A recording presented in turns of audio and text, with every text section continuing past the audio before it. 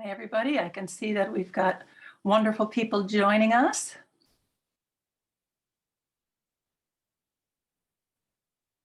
Do I have to invite? That seems. Why don't you let me know in the chat where you are calling in from? And then I know that you're here and that Zoom is working okay and that I'm working okay. There we go. Los Angeles, Portsmouth, the UK. Welcome, welcome. Hi, Christine. From England, the Netherlands, Arizona, and the USA. Oh, it just warms my heart to have you here. Warms my heart to have you here. Alberta, Canada. Wonderful, fantastic. Thank you so much for telling us where you're at. Thank you so much. Hi, Gloria. Hi, Lainey from Ramsey, Minnesota. All around the world, we've got folks. This is just amazing. Love it so much. I'm going to connect us to YouTube here so that we can start and go live. And so please continue. Pittsburgh is represented. The Steelers are in the house. So bear with me for a minute while I figure out going live on YouTube here. All righty. Thank you for being patient with me.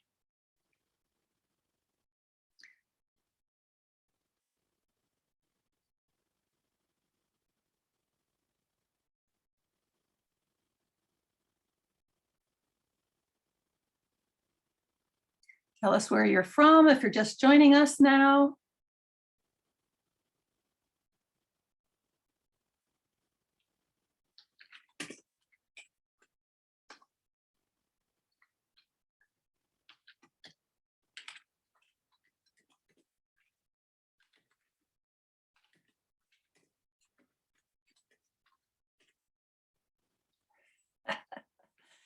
Oh, beloved YouTube, we're getting it here. We're getting it here.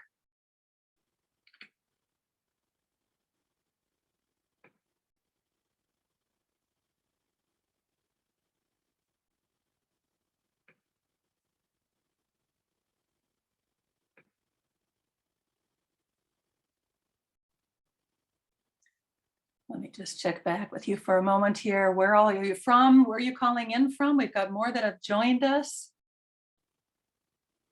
Let us know where you're coming from today. It's so much fun to just see the reach, isn't it? Isn't it just fun to see the reach? Romania, thank you so much. Thank you so much for your interest, all of you, in the sacredness of the child. So let's see what YouTube is doing with us here right now.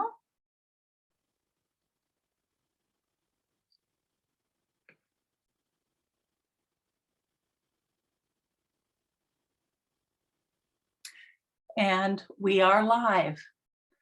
We are live on YouTube, so I appreciate your patience, everyone. Welcome to the Energetics of Parenting, our powerful ally. And my name's Kathleen Sherrick, and I'm so delighted to talk with you today about a topic that's just really important for all of us. Anka, yes, there will be a replay as well that I'm happy to send to you, so thank you for asking. So I want to just say, wonderful to have you here. My heart is warmed by the support, both online right now and the wonderful emails that I've gotten. I'm so grateful to all of you for your support of the sacred child. Let's just jump right into the energetics of parenting. Bellingham, Washington, Denver, Colorado, fantastic, wonderful to have you here today. And to all those that are watching the replay, thank you for your interest and your support of the sacred child. So I want you to imagine for a moment that you are a parent and you are rushing to get out of your house to get to a business meeting. And your 4-year-old is all set and ready to go, all dressed at the door. Your baby has a newly changed diaper and is ready to go, and you cannot find your 2-year-old. Frantically coming around the corner to the kitchen, You see your 2-year-old pouring out an entire box of cereal onto the floor. What you do in the next 10 seconds can impact this child's next 20 years. When I give this imagining to many parents, they start laughing. Like, what do I do in that moment? So what would be a natural response if this is something that you find? A natural response might be, oh, son, what are you doing? That would be a natural response.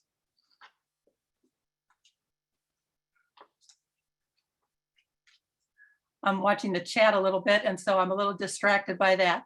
I see that I'm just going to keep going. We cannot hear your baby crying, so don't worry about it. So this is a natural response, right? And so this inspiring scenario and frustrating scenario actually happened to me. It happened to me, and I was so transfixed by the results of what happened that it guided my parenting for the next several decades. And so I share it with you as a point of reference about the energetics, because I was not a perfect parent by any means. When I stumbled onto this insight, I realized that something like this changes the trajectory of children, changes the trajectory of parenthood. So in a brief moment, when I saw my child pouring out all the cereal onto the floor, my response was, instead of, son, what are you doing? It was a momentary pause. And I said, son, what are you doing? And he said, Mom, I'm making a beaver hut. And I was transfixed. And I'm going to share my screen right now, because this is what I saw. Let's see here.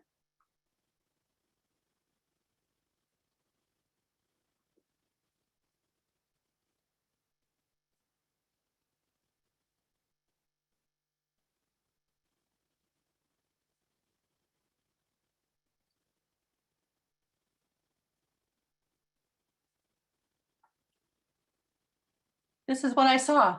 So for those of you who are not familiar with beaver huts, this is exactly what it looks like. This is exactly what I saw my 2-year-old doing on the floor of our kitchen. This is not a child who was prone to opening cupboards and throwing things around, not at all. So when I saw this, I said, oh my gosh, it looks like a beaver hut. In this moment, I realized later, not in this moment, but afterwards, I realized my child had this ability to take a 2-dimensional into a 3-dimensional object, to take a 2-dimensional concept and make it 3-dimensional. This child was a maker, needed to work with his hands. Those two pieces of information, the spatial intelligence of a 2D to a 3D, and as well as making with hands, guided me in my parenting journey with this child from the age of 2. He revealed to me who he was in that moment. And it's because of I'd like to say it was intentional, that I was really mindful and everything. And that's not what it was. I think it was exhaustion. I think I was confused. And I would like to say that I was in a mindful place, and this was very much on purpose, and I was some kind of a Buddha, and I was not at that moment. So I'm saying that what I learned from that was my reaction was the power of the pause, so dramatically important that I nearly ruined his experience, and who knows how it may have impacted his willingness to show me who he was at any other point in time. I had a Honey, I Shrunk the Kids moment. And I say that for all of those who remember this movie, but I literally saw that beaver hut, and boom, I went into my son's eyes and I saw the situation from his viewpoint. I have used this information, as I said, I used it for decades, and many things happen over those decades that confirmed what happened at the age of 2. So you can see that the energy of that moment mattered. And I use that as a point of reference, because what would have happened had I missed that moment? What would have happened had I said, son, what are you doing? Let's imagine for a moment all of the energies that are going about. all the frustration, all the rapid, the rapidity of trying to get out of the house and all this. So I may have done this out of sheer exhaustion, but when I reflected back on it, I had already established a daily practice, a daily spiritual practice. And it took an hour every morning. And I was religious about it. It wasn't a religious practice, but I was religious about the practice. And I'm positive that made a difference. So we all have either had Beaver Hut moments, or we will have them. I guarantee you will have them. If you are expecting a child, if you are with young children, we will all have Beaver Hut moments where if we're able to take a pause, we might see something a little differently in the child that's before us. So hopefully when that next time that happens to you, I guarantee it happens, you'll have a little chuckle, you will remember the Beaver Hut moment, and you might change your tone, you might change your perspective, but you most of all might capture a moment to be cherished. And for those of you who are not familiar with beavers, again, this is a beaver. So if you want to find, according to Nikola Tesla, if you want to find the secret of the universe, think in terms of energy, frequency, and vibration. Our common thoughts about energy have to do with, many people think we either have energy or we don't. It's something that's invisible. We either have energy for the day or we're fatigued. It's either on or off, on or off. There's no continuum. We turn on a light, it turns on. We see an email, we don't actually see it moving, but it ends up somewhere, it lands somewhere. When we have athletic prowess, we don't actually see the muscles exerting, but we see the result of the muscles exerting. At the beginning of a marathon, we see the energy expending somehow, but we see the energy depleted, but we don't see how it works in the meantime. So the common thoughts about energy is it's on or it's off, but here's the reality. Energy is all around us at all times. And so look at the spectrum here, from the wide spectrum of energy, and for light, for example, from gamma rays to radio waves, we don't see any of that. The visible light spectrum, look how tiny it is here. And it includes waves and frequencies, and it is around us all the time. So the part that we see is so much, it's just an iota of the part that is around us all the time. We're surrounded by sound, we're surrounded by electricity, magnetics, movement, everything we can imagine.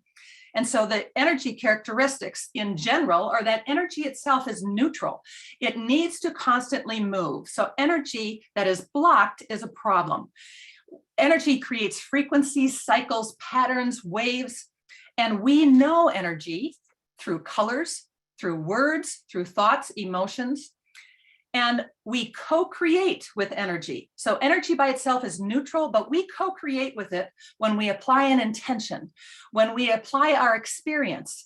And this can result in the right use of energy or misuse of energy. Let's just think for a simple example with someone who is acting out, someone who is bullying one child to another. We can be kind, we can bully ourselves, we can be a bully ourselves.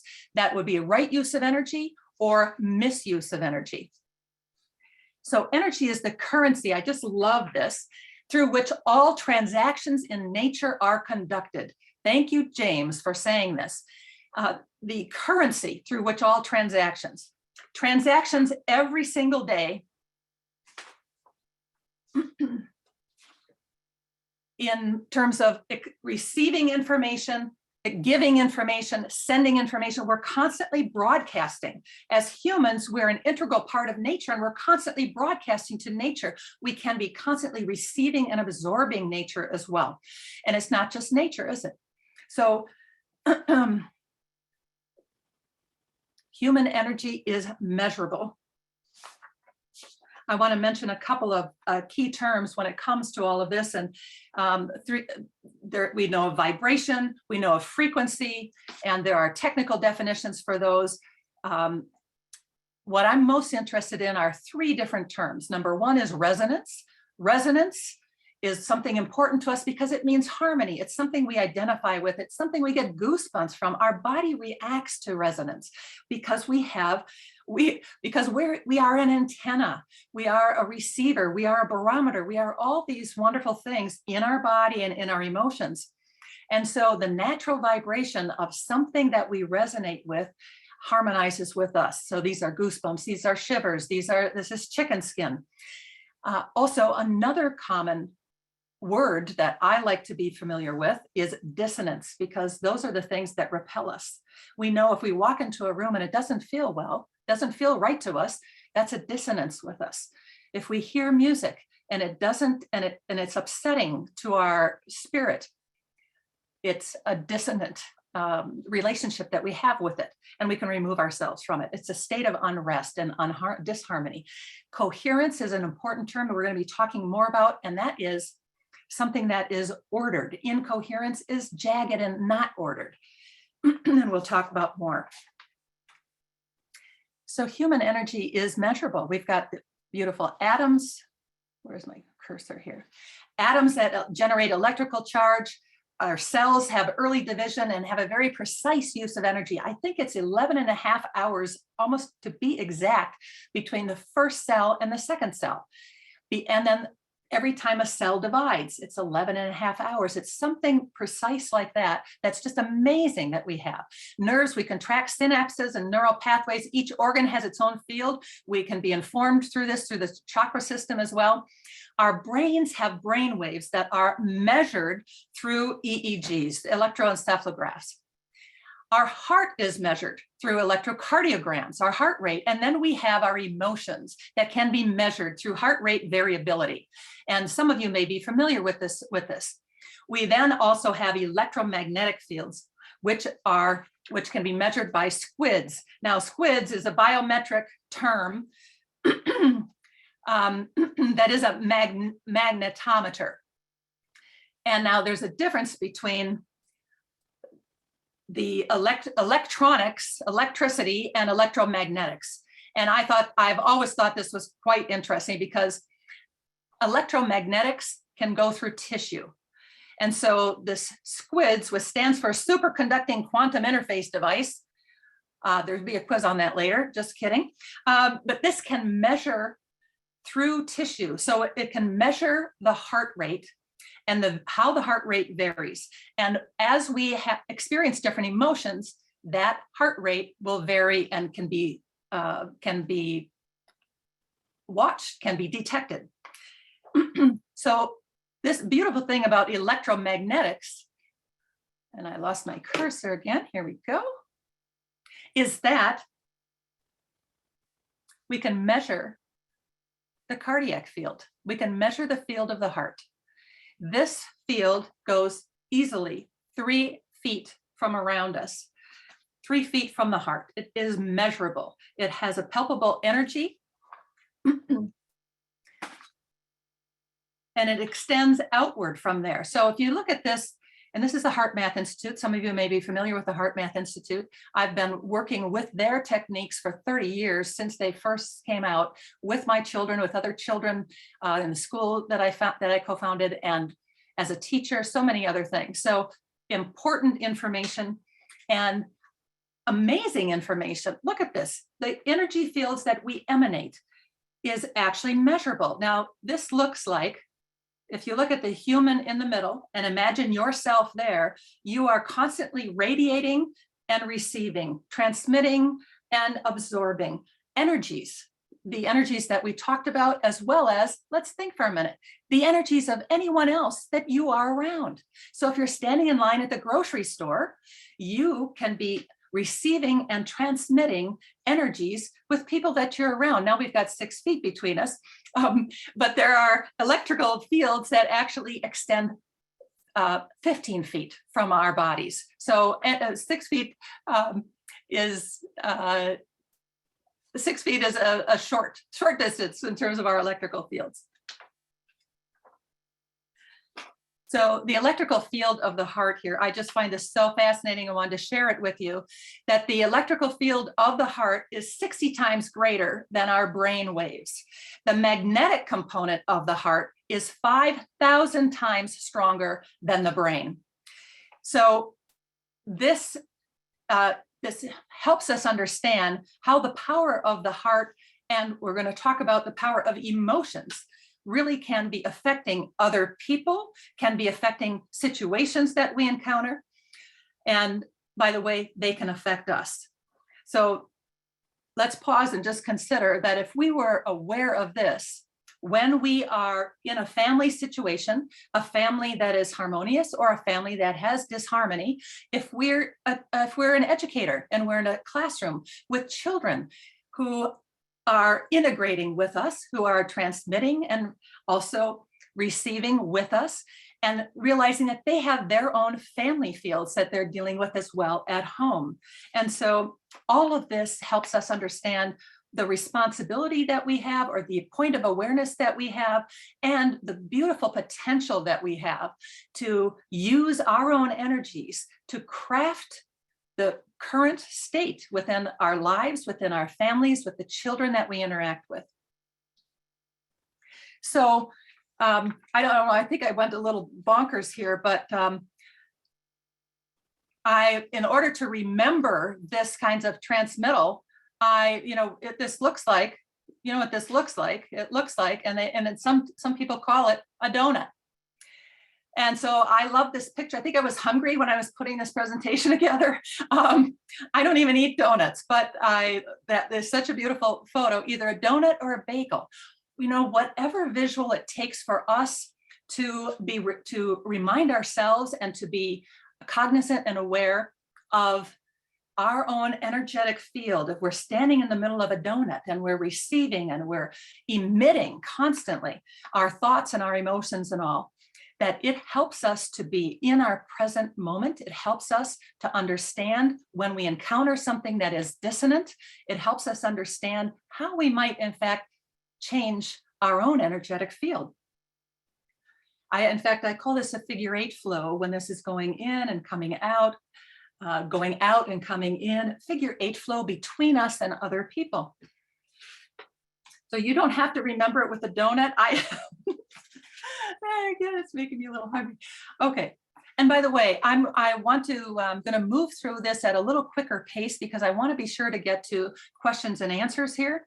And I'm not able to see the chat right now, but I will be able to. So as we go, if you have questions, please put them in the chat and we'll come back to them. So what else transmits information besides our heart? We know our cells do. We talked about that, our organs. How about our thoughts? Yes, they do. The brain waves emit, and our emotions. Now, thinking alone without emotions doesn't get you where you need to go. Emotions are the powerhouse of our energy. Navigating emotions can change you, can change your child, can change your family. Just remember the Beaver Hut.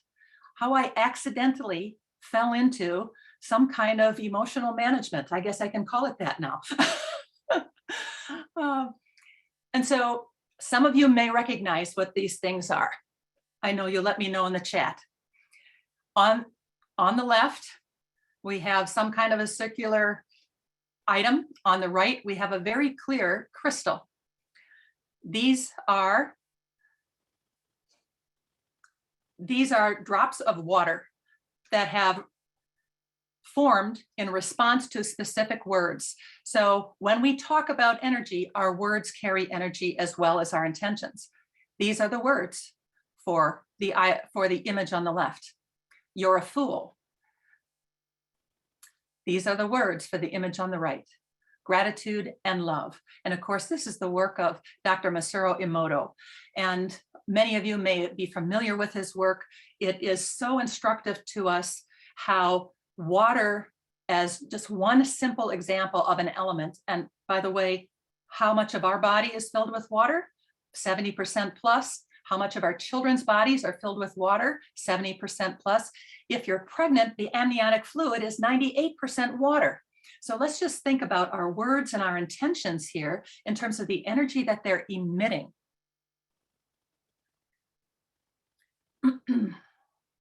So the fields that affect us, and by the way, there are, some of you may be familiar with the rice experiment. If you have not done the rice experiment, especially if you are around or with young children, they can get a kick out of it. Now, it's not something that happens quickly. So if they're very young, they may not understand it.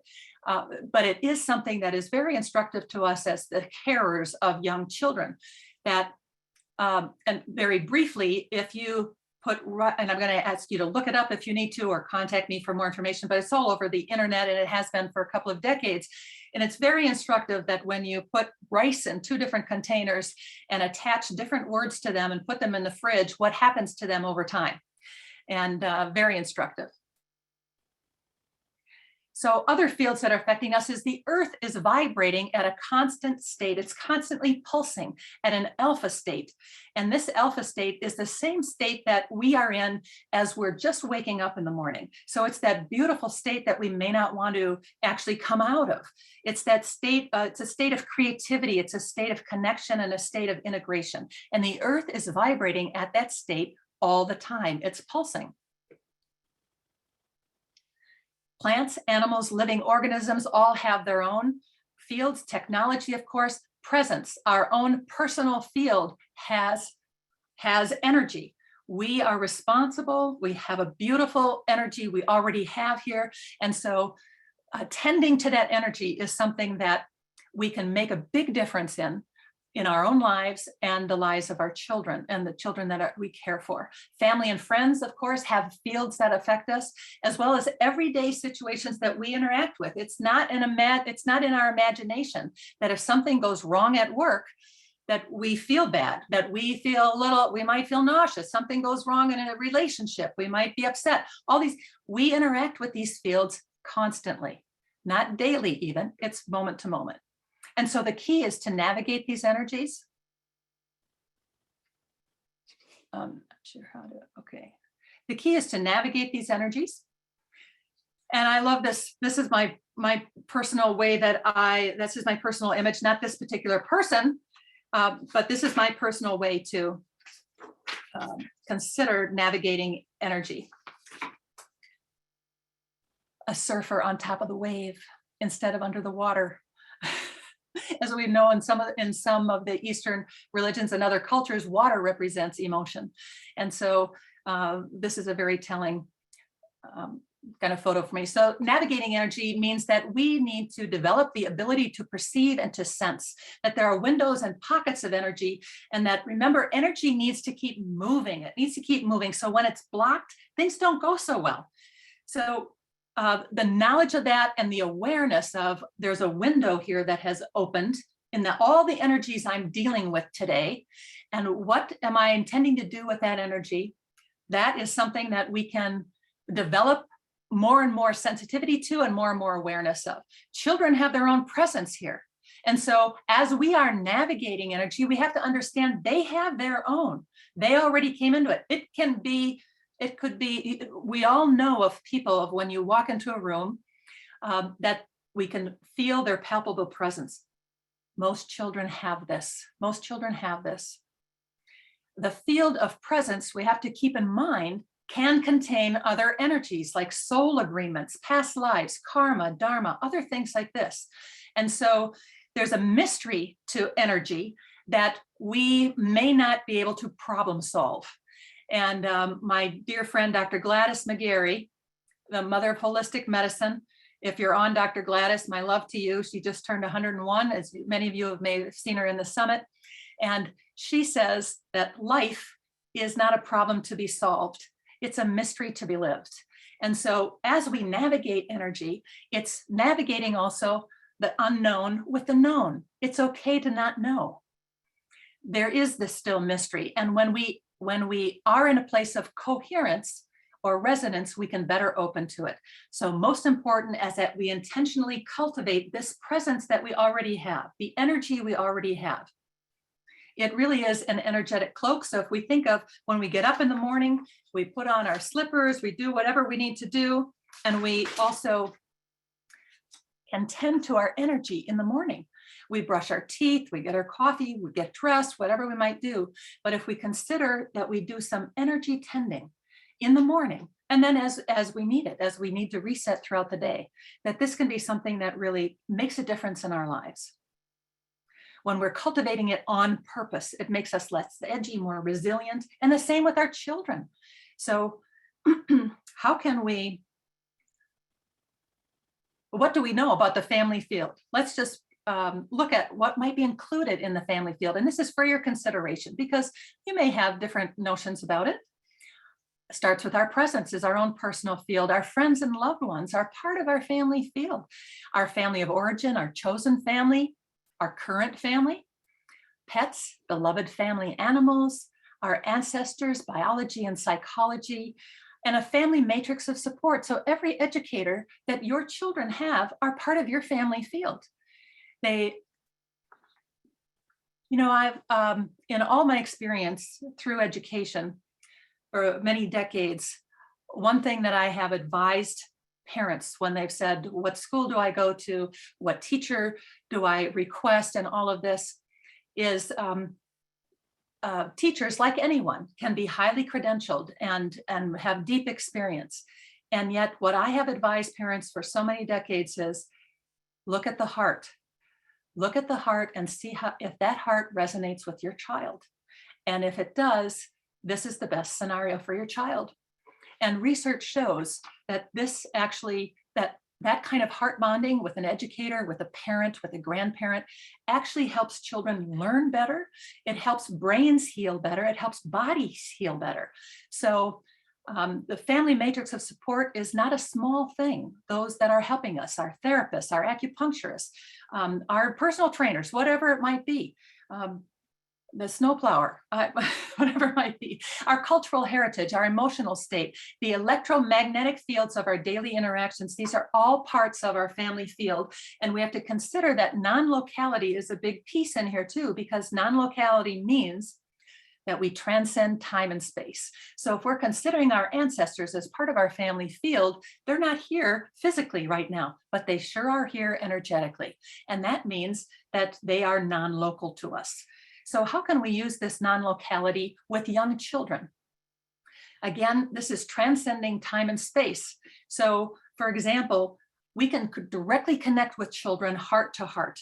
We can create our own practices. I have some that I use with those I work with, some that I've used with my own children and children that I've worked with. We can cultivate it and just understand that it works, that this non-local is real. Larry Dawsey, so long ago, a medical doctor, who was a well-known skeptic, a self-described cynic of non-locality, and now has so many books and has conducted so much research on it, and many others now have too. For example, one small example of so many hundreds of researchers now that in one case, they took a series of 1-minute trials, 150 of them, 1-minute trials with 25 people. And they trained heart coherent volunteers who went into coherence through how they were trained, and they were able to induce coherence in other non-trained people who were not anywhere near them, So this is just a simple example of research that has been replicated over and over. Non-locality is important in our dealings with children. If we notice the nudges from prenatal on, and I'm going to say, this is preconception on, children are reaching out to us in a non-local fashion at all times. Can we hear them? Can we set the noise aside of all those fields that we're interacting with every day and be sensitive and be present? Children feel our emotions even before conception. There are so many stories, and a wonderful book called Babies Are Cosmic by Elizabeth and Neil Carmen. And there are many, many stories of children saying, "Mommy, I saw you were sad and I came to help you." And this is something that the child would not have known about. They're just beautiful stories. So they feel our emotions. So we have to be aware of this. And as we develop our sensing abilities to receive information, we can understand and connect with children no matter where they are physically. So as educators, as carers of young children, as grandparents, we can help young children even if we're not physically present with them. Now, I'm going to put an asterisk here because I personally and professionally do not recommend just sending out energy that may be unwanted, or that may, here's the way I'm going to put it. There's a protocol. There's a protocol for helping young children energetically at a distance. And that would include, for example, asking permission from their higher self, from their guardian angel, something like this, so that there is a beautiful intention that is reinforced around that protocol. Following up on our mind dismisses much of this intuition, but if we follow up on it, it can be important. Let's see. Epigenetics, as we know, we are malleable. This has been such a wonderful part of research, that applying energy to biology makes us, because we have plasticity in our brains, that our genetics does not determine who we are, that our biology is malleable, that our energetic state can be controlled, and beliefs and emotions are the most impactful on gene expression. So emotions in parenting, I mean, for goodness sake, emotions in grandparenting and caring for children, no matter what it might be. Do we need to list them? Anxiety, frustration, fear, worry, upsetness, anger sometimes. And then the joy, the glee, the happiness, the awe, the wonder, the enchantment, the humor, the fun, the amazement, the hilarity, the caring. All of these emotions are palpable. They're not just palpable to others that are around us who are good sensors. They're palpable to children who are good sensors. And before children can speak, before they can walk or talk, they sense our energy. And that doesn't go away unless it is kind of trained out of them, unless we don't see them for who they are. Now, one energy that one emotion I want to mention is something called overcare. And overcare, through the HeartMath Institute research, has the same vibratory effect on the body, on the interactions of us that we have, as anxiety, as fear. So overcare, we have to be careful ourselves. Notice my terms there, be careful ourselves, to be aware. Are we overcaring? Are we bringing that to a scenario in which we are creating more drama, more frustration, more upsetness for ourselves than is needed, more upsetness for our children than is needed? So the overcare piece I find to be something interesting. It's not something that's talked about too much, but it certainly is something that is prevalent in our world today, and especially under the conditions we've been living under in the last year and a half or so. So our emotions have the biggest impact on children, our emotions. So I mentioned that when children are with people they love, those people, educators, therapists, neighbors, grandparents, parents, those people have a huge impact on the development of that child. So it's all the more important that we are coherent in what we do. So emotions can be measured through heart rate variability, as I mentioned, and this is a neutral measurement. It provides a data point and it defines the data, the heart rate, as either coherent or incoherent. So coherent means that it is biologically measured. It means that it is smooth, it is regular, and I'll show you here in a minute. It encompasses joy and compassion. This heart rate variability is measured by an ECG, and the data is is interpreted in terms of either coherent or not. We are the ones that define an emotion as positive or negative. The ECG does not define an emotion as positive or negative. So here's an example right from the HeartMath Institute of a subject going from a state of frustration, and you see how jagged the heart rate is, and how unpredictable, how erratic it is, how dissonant it is. And at 100 seconds, this subject did an exercise that shifted to a heartfelt appreciation. And from that moment on, you can see how the lines are smooth, the lines are regular. This is what we call coherence. So why is coherence good?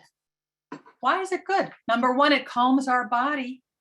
Number two, it clears our mind and our heart. Who would not want to be in coherence all the time? Well, I want to say right now, that's not realistic. It can take a lot of work to be in coherence. Sometimes it's easy, sometimes it's not. But it calms our body. And here, technically, this is what the research shows. It increases the synchronicity in our nervous system. It takes us away from fight and flight. It increases the efficiency of how our body works. And it increases our ratio of DHEA to cortisol, which means we calm down. And it clears our mind and heart. It increases cognitive performance and mental clarity. Who would not want this? As well as emotional stability. And so, there are many corporations, athletes, professional people, executives, professional athletes and all, who use coherence to enhance their performance in their jobs. Doesn't it make sense for us as parents to have this as an active part of our toolkit every moment of the day, to be aware of it, to know what kind of tools we can use in one situation or another? Doesn't that make sense?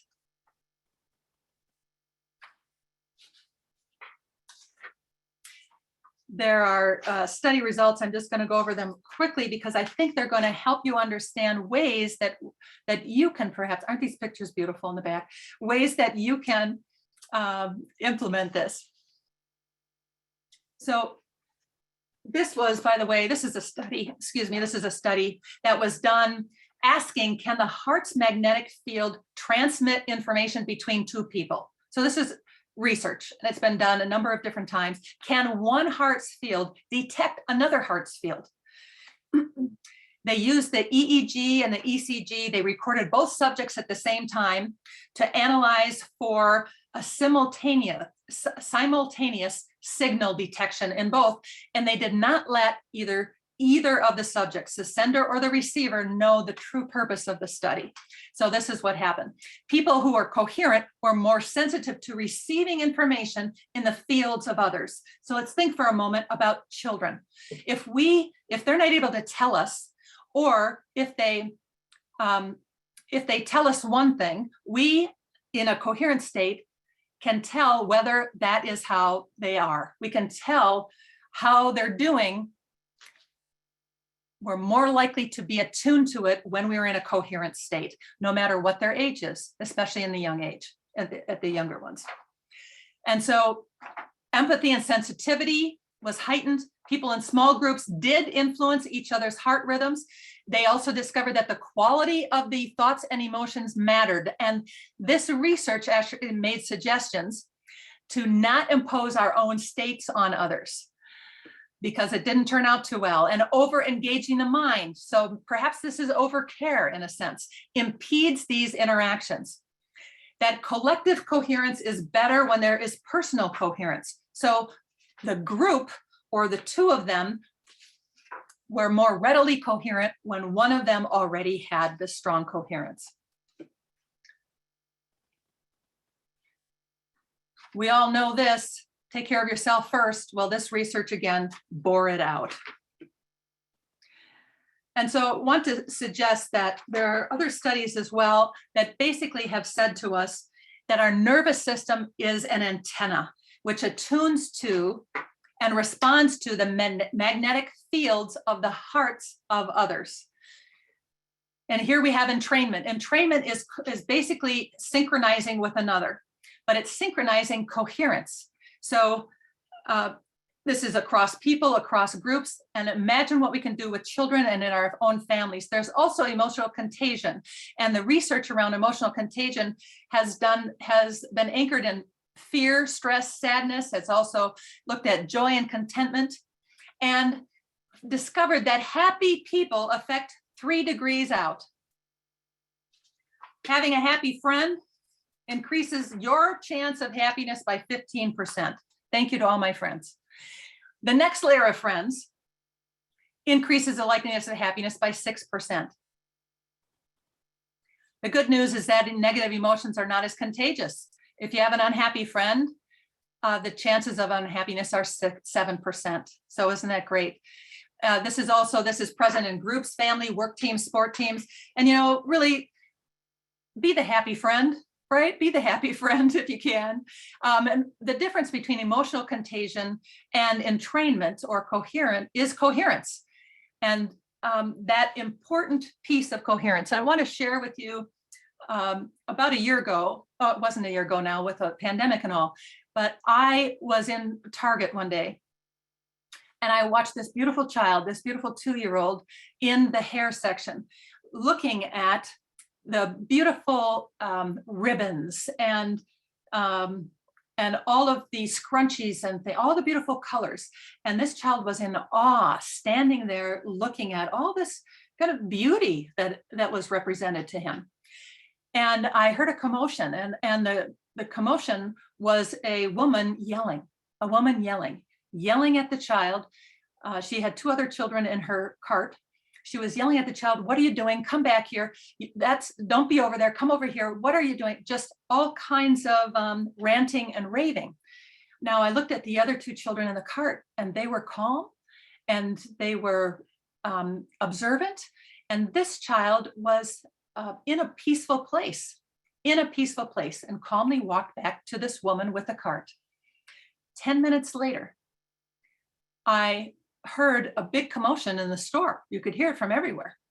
And I walked over to where this commotion was, and it was all the children screaming and crying. Those three children screaming and crying. Didn't know why, but the woman was calm. The woman was calm. See, she was uncomfortable with peace. She was uncomfortable with calmness. And the children, she could not see the children for who they were. They could have brought her to that place. They could have brought this out within her, but it was not to be on that day. And so my heart was very sad, but it was such a reflection of emotional contagion and also of her own emotional set point. Like she feels better. She felt better. And this is my reading of the scenario. She felt better and she was in a calm place when there was chaos around her. So here are some things to follow about coherent tools. And before I do this, I want to, let's see how, oh, okay, can't tell the story. We want to find out what works for us, not for someone else. It's unrealistic to live in coherence all the time, and how we use these tools is the most important. We're going to get into some tools in a minute. How we use it is most important. So does it calm us so we can sense better? How quickly can we get to calmness? How quickly can we get to coherence? That's the most important piece. It's not so important that you're calm and coherent all the time. We practice to make it a habit. And by the way, involve your children in it. So here's some ways to cultivate coherence. Breathing rhythmically in and out. And if we do this to the count of, there's different ways to do this, but if we do this to the count of 5 in and out, then that's the alpha state of the earth. Emotional freedom technique and tapping. There are easy heart map techniques, and they have kept them easy for a reason. They've kept them easy so that everyone can do them, so you don't need any technology to do them. They're simple. They can be as simple as imagining, first of all, touching your heart. You can do these with children. We do this with children all the time. Touch your heart, to go into your heart, and imagine your heart shining like a sun. And you're sending that sun shining to all your body, and you're sending it to your friends, and you're sending it to your family, to your mommy and daddy, and all of this. So it's meant to be that easy to go into coherence. Generating a heartfelt emotional state is the whole point of coherence. Gratitude, I want to say that there are magical things that can happen when you go deep into gratitude. And for those that are interested, I'm happy to share in the Q&A or at another time some ways that gratitude has actually transformed my life. And so look at all these ways that we can get into a heartfelt emotional state. What works for you? What works for you? That's the most important thing to determine. I'll tell you one thing that I've learned here is that humming, for example, if you would like to join me for 5 seconds of humming, it can help. It helps us attain a heart variability rate, and it's actually 5 minutes of humming. It's not 5 seconds, but in 10 seconds we make a difference in our body through the nitric rich air that we inhale right after humming for 10 seconds. So I'm going to ask you to hum with me for 10 seconds and then take a deep breath in through your nose.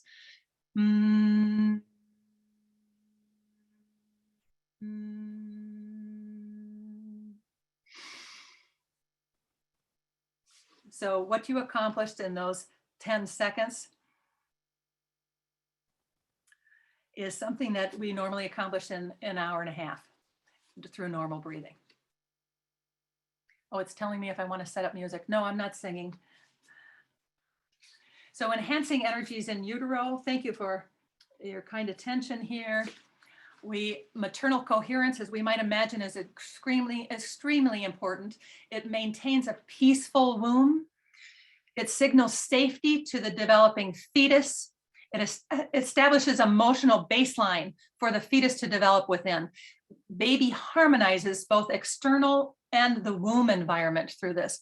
The amniotic fluid is 98% water, as we said, and we know that water is a conductor of energy. So what happens when mom has emotions? It's conducted even more dramatically to baby. Communicating directly with the embryo while pregnant has dramatic impacts, significant impacts at 18 months and at 10 years old. And in particular, this can do with language development. This is talking about communicating and talking directly to the baby. You can talk with other people about the baby, but when you talk directly to the baby, that makes an impact on their language development and their socialization ability at 18 months and 10 years old.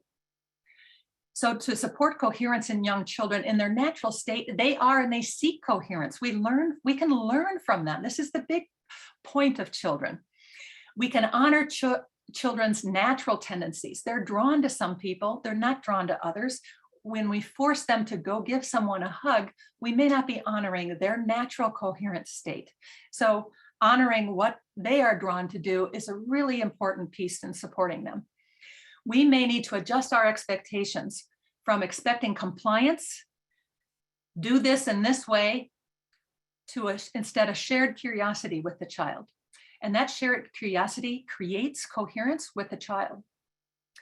And compliance is necessary if there's a safety issue, but all too often we assume that we need to have children behave in a certain way. And when we do that, we can cut off their natural curiosity and their natural coherence. We need to feed their love for beauty, for cherishment, for delight, for humor, for movement. We can expose them to high art. We can expose them to nature. We can expose them to sacred geometry. All of these beautiful formulas of the universe that carry love, that carry beauty, that carry delight. We can model coherence, again, not as easy as it sounds, but they innately know when we are being true or authentic or not. And we want to employ coherent patterns in our family life. This is either through the food we choose, because remember, food has energy, food is emitting, food is receiving before it meets our plate, or we have rituals, we have practices. So what does this mean for families? Well, sending and receiving information means it's good for us to become an energy navigator, isn't it? That we cultivate presence in ourselves and our child. That we intentionally do this, that we practice coherence on a regular basis. And then we're more likely to be emotionally stable for our children, and we're more likely to be able to intake their information. Remember the research that shows that. We're more likely to influence them as well. We can pick up the nonverbal signals, and remember that this heart-to-heart communication is real, it's measurable, and it begets empathy and sensitivity to others. And we know that through the research, it's best to avoid emotional contagion. This is children's exposure to movies or technology or news or other energies that do not serve them, that take them out of a coherent state. We can also practice entrainment. Again, not as easy as it sounds. HeartMath likes to have tools for coherence to be easily practiced, but it is not easy to maintain. We can involve our children in simple, coherent activities, games, fun, humor. They love all these things. Delight. These are young children. Young children are just tickled pink with all this. I'm going to give an example that we went to a HeartMath Institute weekend many years ago. My children were young, and my 3.5-year-old learned a game. It was a relay game, and you had to run from one point of the field to the other. It wasn't that far, but you had to be holding an egg on a spoon while you were running. Now, if you've done that, it's impossible to do it. It's just impossible to get all the way over without dropping the egg. But the name of the game was, oops, no big deal. That was the name of the game. What do you think the 3.5-year-old learned through that game? Oops, dropped it, no big deal. That 3-year-old is now 28. We still have this term in our family of oops, no big deal. So I want to say that introducing things early in life to children and with children in ways that they assimilate can have an impact for a lifetime. And also, as a parent, one thing I use this permission to bring into coherence, and I suggest this for other families as well. Let the children sometimes guide you into coherence. Give them permission, give them the okay. If I had stressful days, I ended up saying to my children, you know what? If you see mommy doesn't feel well, if you see mommy's upset, if you see that mommy, or if you hear that mommy is saying something that's not nice, you have my permission, and I want you to say to mommy, shake it off, mommy. And when we shake it off, we're going to be jumping around like jumping beans and shaking and all that. And so they tested me a couple of times, and it was awesome, because it is impossible to be upset when you're jumping. It's just impossible. And so we now know Taylor Swift has a song called Shake It Off or something like that. But when that song came out, my kids said to me, Mom, you did it first. And so many people have employed this as well in some of the body awareness programs across the world. Awareness of the words we use and the energy behind them. The more people in our family field that are practicing coherence in our family matrix, the greater the likelihood on our children.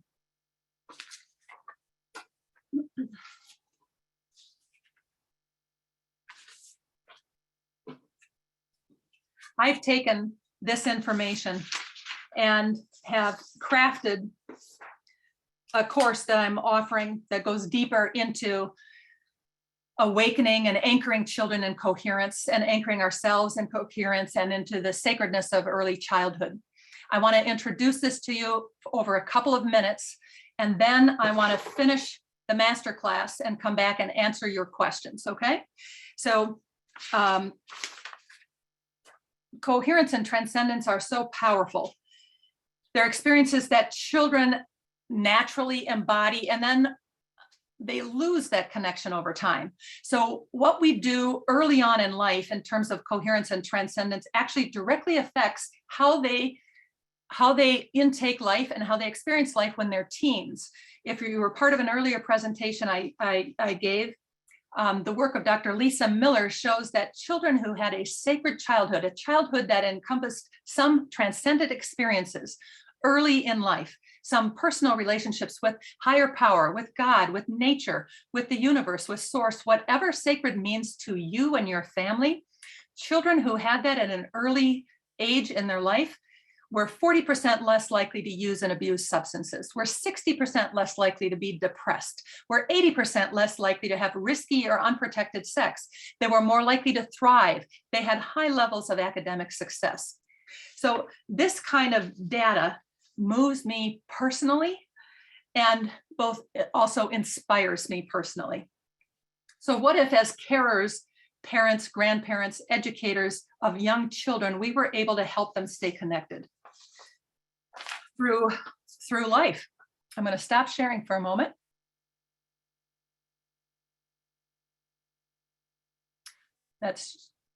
And go to another screen here, and then I'll share again.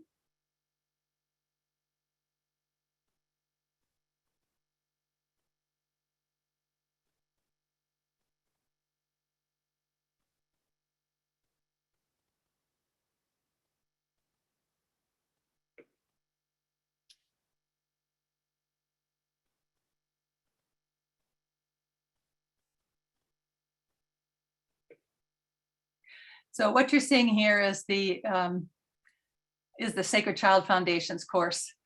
I'm going to share it with you for a couple of moments, as I said, and then we'll come back and finish up the masterclass and answer all of your questions. This Sacred Child Foundations course is about creating a childhood of wonder and meaning, preconception to age 6. This is with me. It's over 5 weeks, once a week. It's an immersion program. It starts the January 15th. And it ends on February 12th. And so this is about preparing ourselves spiritually for the incoming souls, no matter how, if they're here already or not, we still can prepare and be aware of them. It's about helping them stay connected to spirit and developing practices to do this over time.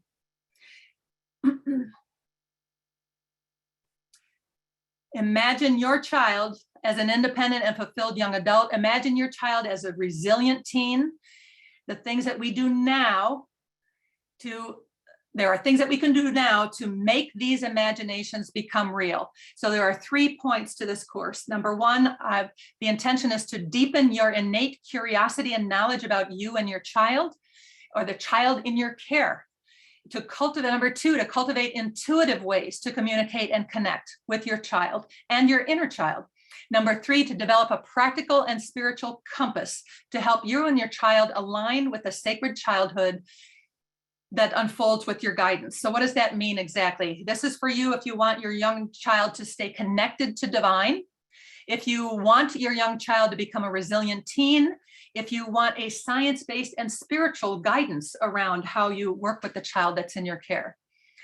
If you are a grandparent, if you're a parent-to-be, if you are a current parent of young children, or an educator, or if you're caring for babies, this is for you, this as a child professional as well. So here we go. This is what it is. We'll meet the following 5 Saturdays. It starts next Saturday. We'll meet for an hour and a half. And you will be discovering ways to incorporate transcendence into your role with children and their everyday experience. You're going to awaken to a broader, a wonder-filled reality about young children. I don't always read the page, but I'm going to read it here so we can go quickly. We're going to connect to your own journey of childhood, your inner journey. You're going to reflect about your own psychology, your own patterns, your own gifts, and understand the latest science about child thriving. We're going to experience some ancient wisdom celebrations around childhood and expand beyond the typical 5 senses so we can, again, emit and receive in a more efficient, coherent manner. We're going to develop a deeper awareness of the unique child in our care. And you're going to walk away with your own custom sacred child blueprint that you personally crafted for your child, your grandchild, your family, the children in your class or your practice. It's a practical spiritual compass to guide you on your journey to help your child stay connected. That's the goal here. Help your child stay connected as they grow. It's filled with insights that you gain through this program and beyond. Here's the curriculum. Here's the beautiful curriculum. The first session, we're going to be laying the groundwork. What happens from spirit to form? What happens during the onboarding of life into these early years? We're going to discover the role of transcendence. I'm going to give you a link, by the way, in the chat for this so that you can read this for yourself. I'll read a couple of these and review a couple of these. We're going to review the research about child thriving and child trauma. We're going to experience some ancient wisdom practices and consider some esoteric teachings as well. The second session, we're going to be reflecting on our own story. What's our own childhood about? Did we experience the transcendence? What does it mean to us? What does wonder and enchantment mean? We are exploring our own psychology and our life through lines. We're going to sense the energies of our own presence and come into our body out of our mind. The third session, we're going to be determining more, how do we connect? What kind of sensory profile do we live with every single day? You may know some of this already. You may know your visual or your logical or those kinds of things, but let's ground it and have a kind of a working vocabulary around how you are intaking information, because this is important before we try to understand our child. We're going to deepen the awareness of our own intuition. We're going to understand our own emotional set points and attune to subtle energies and the language of the body. The fourth session, we're going to open to the child. Who is this child before us? How are they communicating with me right now? Because natural children, including the unborn, are communicating all the time. We're going to open to different forms of gifts and genius, explore the latest brain research. We're going to explore multiple intelligences and brain dominance, Montessori and Waldorf. Many of you may be familiar with these. We're going to go a little deeper because this is how it applies to the child that you are caring for. We're going to integrate ways to connect on the inner with your child, and it could be your inner child. And the fifth session is bridging these outer and inner worlds, crafting a vision of sacred childhood for you, your child, and your family, or your practice, or your classroom. We're going to cultivate strategies specific to you so you can continue to nourish your ongoing curiosity. Do you know how easy it is to fall into old patterns, to fall into things that may have been said to us when we were young children, rather than seeing the child that's before us? So how do we stay aware? How do we stay in a coherent manner as much as possible? We're going to determine what suits you and your child. And this is a blended acronym that means I see the soul in you. So what suits you, your child, your family, your classroom is soul-based. And that's where we're coming from with this program, with this course. We're going to assess values important to you. We're going to also craft this custom sacred child blueprint. It's a spiritual touchstone for your child's early years and your own journey as a parent or carer of young children. So here we go. This is what it is. This is easily valued at $497. And for this course, for my wonderful friends here, I'm offering this for $197, and it's only good for a week. And so I'm excited to take a journey like this with you. I hope it sounds amazing to you. If it doesn't, I understand. But this is all about the children for me. This is all about what can we do? What can we do? Here's this creation with crayons, however we're going to create that blueprint for you. We're going to be creating a sacred childhood blueprint.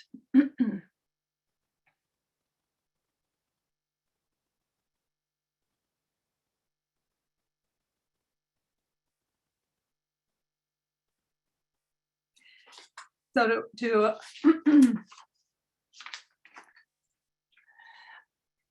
we have Beaver Huts. We have donuts.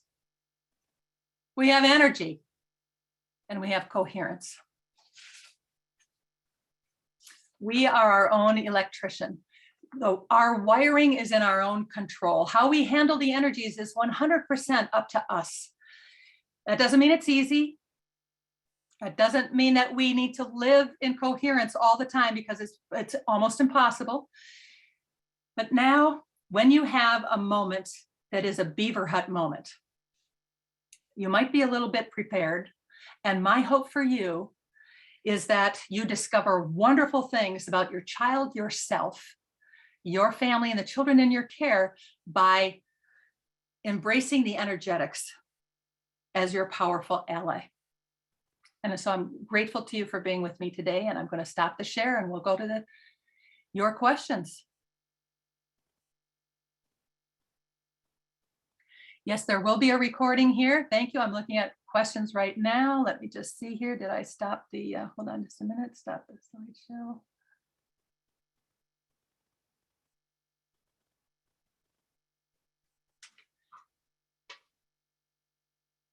And so do we have any questions?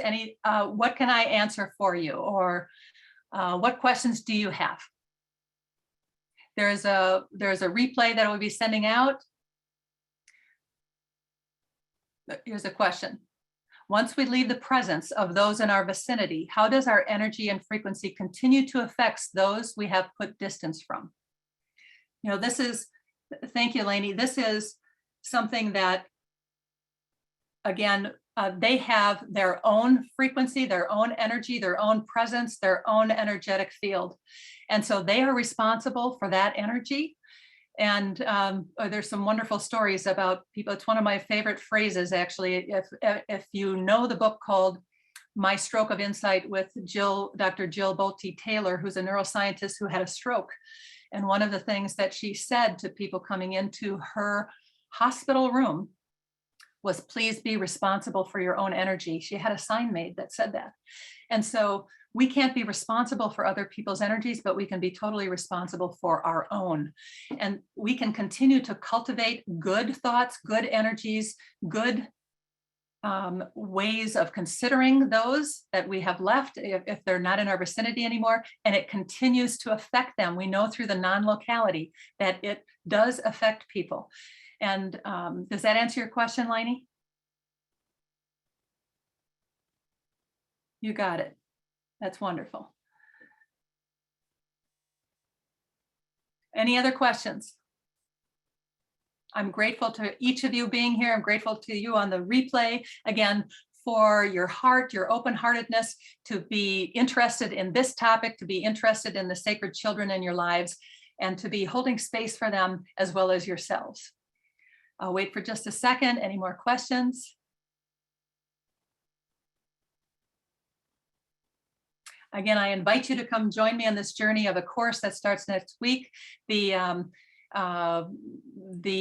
cart will close Friday night at 11:59 p.m. Eastern Time, and that is Friday, January 14th. And I would love to have some of you with us in that course. It would be fantastic, because this is all about keeping children connected from the beginning. And, you know, it's ourselves as well. So I'd love to share some gratitude practices. Yep. I'm going to say a gratitude practice that I find incredibly transformative. And I use this with my clients, I've suggested it to family members. You have to see what they are open to.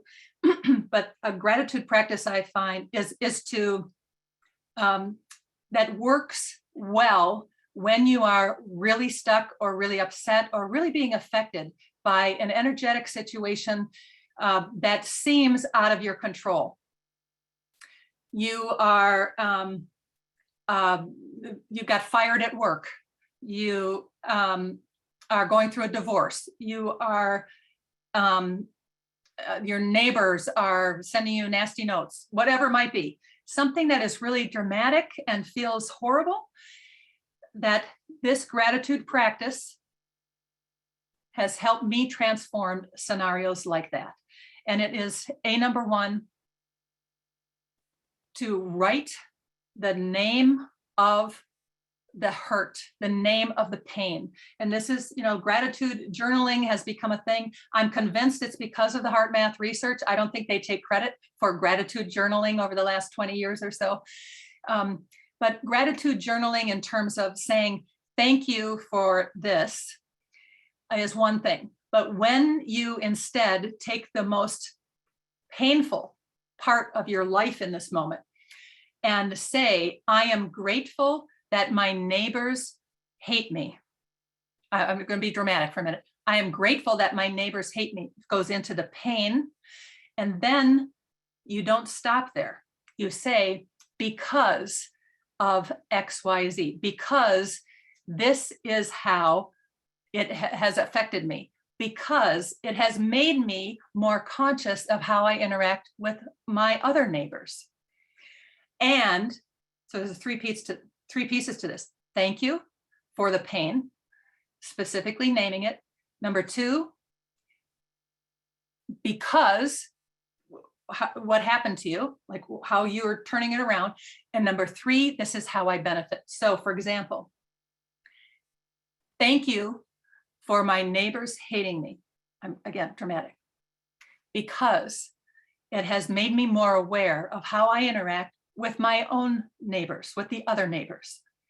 And from that, I can see that I could help a neighbor trim her tree. I could help take care of this other neighbor's garden when she's out of town. I could be aware of when that dog gets out and the neighbor can't find it. So that's all one sentence. That's one sentence. So you do 5 or 10 of them with the same pain, And then you go back and you read the statement out loud. You read it out loud and you emote it. You emote the pain and you emote the gratitude. You go deep into it. And I want to say to you, incredibly transformative. And I have shared this with others who's had the same experience in using this, this kind of approach. So that's what I recommend as a gratitude experience. Thank you for asking, Melissa. Extended family, how do you address their indifference to this style? Their indifference to this style to determine, to undermine you. I see what you're saying. Their indifference to try to undermine you. Is that what you're saying, Manika? How do you address their indifference to undermining you? You know, the best that we can do is be responsible for our own energetic, how we take that in and how we emit out. So again, if this is if family, extended family are undermining us, we can use this as a point of reference and say, we say, thank you for the pain. Thank you that my cousin Ted is undermining me. This is one suggestion. Thank you for my cousin Ted undermining me, because it helps me see how I might better not undermine other people in my life. And I will benefit from that, and I can benefit from that by cultivating those friendships closer and dearer, by paying attention to how I may be unintentionally affecting other people. You see how there's just, I took that gratitude statement from the earlier question and just turned it around into this kind of extended family one. It's just one example, but we cannot be responsible for their energy. We are 100% responsible for how we handle it. And so there's a lot of pain involved in the world. There's a lot of pain in families and extended families in particular as well. And does that help? Does that help you, Manika? Thank you, Martinelli, for your comments. Appreciate that. Thank you, Wendy. Any other questions that we have? You're welcome, Manika. You're very welcome.